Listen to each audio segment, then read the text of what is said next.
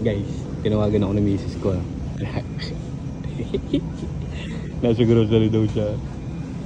So pinuntahan ko siya. Yun, nakita ko siya. Hindi lang kasi ako makapag-video eh. Kasi may mga ibang tao. Baka akala nila video ko niya.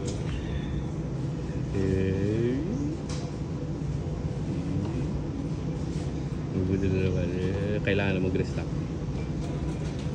Okay na guys. Yung guys, nakita ko na siya.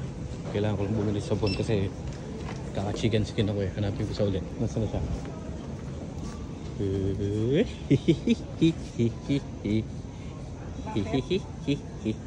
Ano? Nag-uumpisa pa lang siya guys. Nag-uumpisa pa lang ako. Bumabuelo pa lang siya. Kanina ka pa? Medyo. Kung ano, corn. Gusto ko magbatan corn tayo? Nagtito yun nga ako eh. Ito na lang, mas mura. O, tapos lutuin mo lahat. Merienda. Bye. Guys, nagbabayad na kami. Ito, konti lang daw yung bibili namin.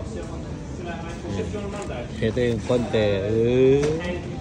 Konti na lang mapupuno pala. Yun pala yung ibig sabihin nyo. Konti na lang mapupuno nito.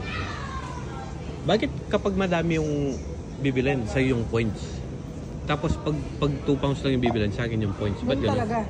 Magbayad muna ako guys. Magbayad ka na.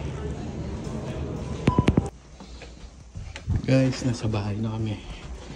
Hindi lang isa, kundi 3 ang binyang groceries. At may kasamang Budol. May kasamang parcel. ganda ng chinelas mo ah. Siyempre, na-breaks ako. Color white yan. Bibili pa ako ng brown tsaka blue. Siyempre, ganun talaga. Thank you, love you.